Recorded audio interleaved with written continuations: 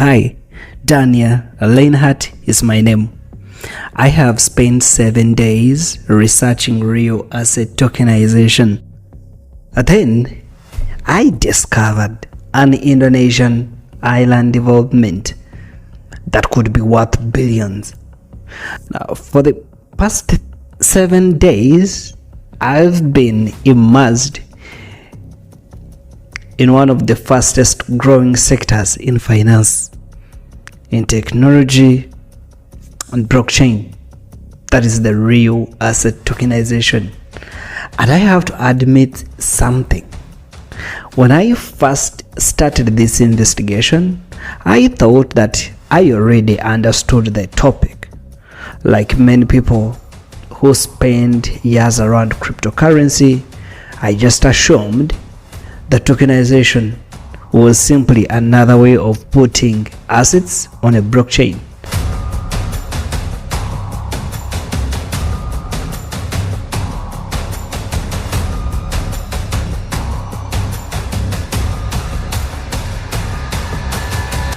A building becomes a token, a fund becomes a token, a piece of a real estate becomes a token. It was that simple. At least, that's what I thought.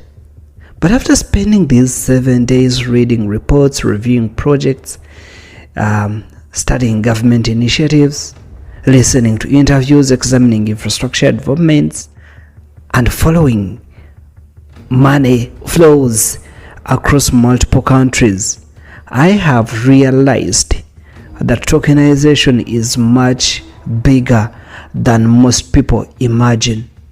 Because at its core, tokenization is not really about technology, but it is about true ownership, passion, and perhaps most importantly, it is about connecting the physical economy to the digital economy. That realization, it completely changed how I viewed the industry. Because these 7 days, I've been looking at projects across the United States, across Europe, across Middle East, across Asia. I reviewed tokenized treasury products, tokenized money market funds, tokenized gold, tokenized private credit, tokenized real estates, tokenized infrastructure concepts.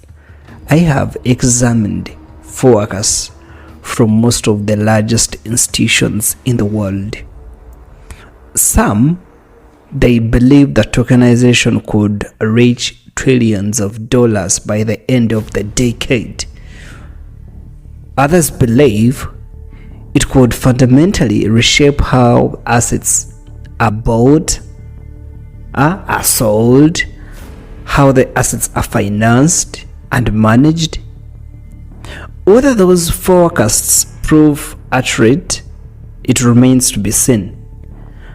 But one thing has become completely clear, that the conversation has evolved far beyond cryptocurrency.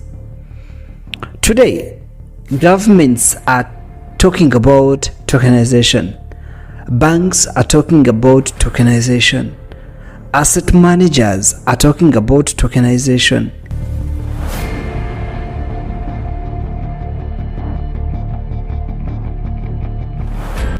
Developers are talking about tokenization. And that is what caught my attention. Because when institutions that traditionally move very slowly begin discussing something seriously, it usually means something. It is usually worth investigating. As the days went on, I started noticing a pattern that many tokenization projects, they focused on some categories. There are some that focused on government bonds. There are some that focused on treasury products. There are some that focused on private credit, investment funds, real estate. And while these sectors are important, I found myself increasingly interested in a different question. What happens when tokenization moves beyond individual assets? What happens when tokenization moves beyond individual assets? Or actually, what happens when the entire ecosystems become involved? What happens when tourism destinations, infrastructure networks, hospitality developments, and economic zones begin exploring blockchain? When they begin exploring blockchain-based participation models, what happens? That question led me somewhere very much unexpected. Guess what? That was Indonesia.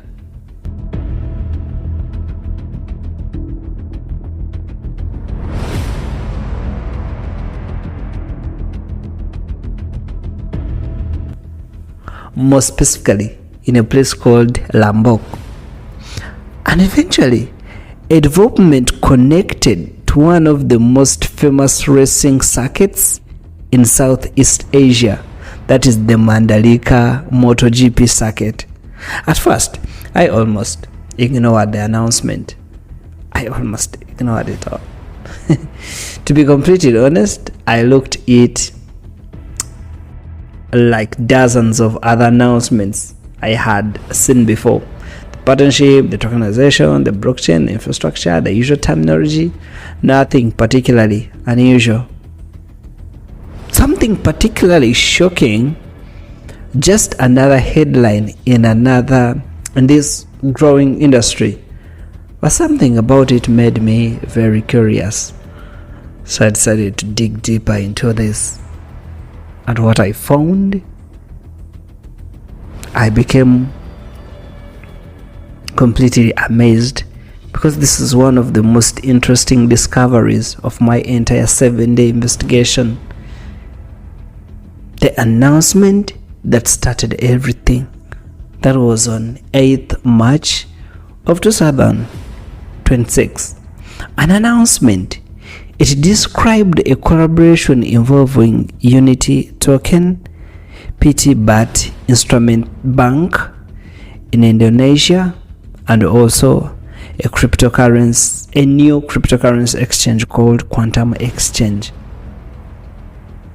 The stated objective involved supporting the tokenization of MotoGP Islands development project that is associated with the Mandalika region in Indonesia.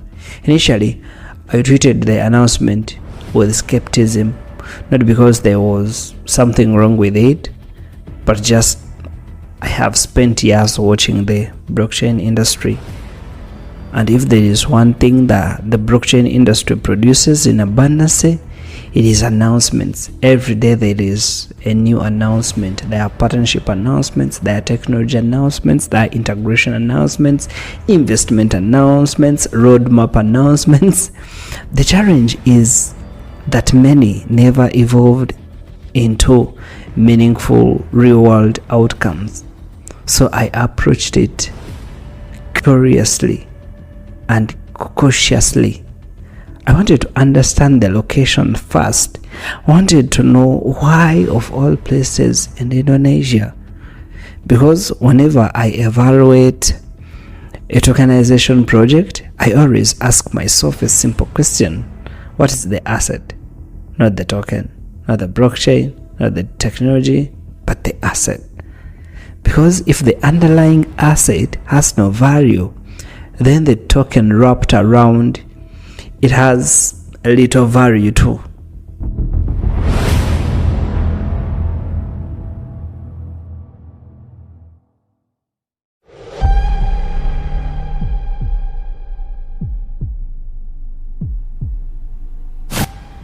That led me to the Mandalika. And that is when things became interesting. Discovering the Mandalika location. The more I researched Mandalika, the more I realized I was not looking at a typical tourism destination, but I was looking at a government-backed economic vision that is situated on the island of Lombok. Mandalika has become one of the Indonesia's most important tourism development projects. When most people think about Indonesia, they immediately think about Bali, right? Because Bali dominates international headlines. Bali attracts millions of visitors. Bali is one of the most recognizable tourism brands in the world. But Indonesia, it is much larger than Bali. It consists of thousands of islands, hundreds of cultures, numerous economic regions. And over the years, Indonesian authorities have worked to diversify tourism beyond Bali. So Mandalika became one of those strategic priorities. The region occupies a stunning section of Lombok's southern coastline with white sand beaches that stretch along the ocean, the rolling hills that overlook Quito's waters, the modern infrastructure that continue expanding every single day, the new tourism facilities that continue appearing every single day, and increasingly, international visitors are also discovering the area. But Mandalika, it is not simply a beautiful location, but many places are beautiful. What makes Mandalika different, it is the level of planning behind its development. Because the Indonesian government, it designated the area as a special economic zone. That designation immediately caught my attention and was like, wow. I was like, wow. Because governments, they do not create special economic zones casually, but they create them because they see strategic importance. They create them because they see strategic importance. So special economic zones are designated to attract investments because these stimulate economic activity. They create employment, they develop infrastructure, they encourage innovation, they accelerate growth. In other words, Mandalika is not just a tourism destination, but it is an economic development project. And that distinction, it matters. Because when tokenization enters the conversation, then economic ecosystems are often more interesting than individual assets.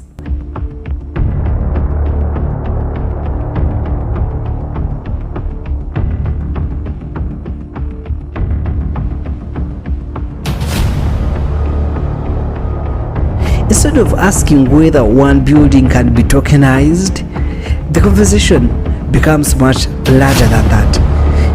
Whether hotels can be tokenized, can hospitality assets be tokenized, can tourism infrastructure be tokenized, can development projects be tokenized, can investment participation become more accessible?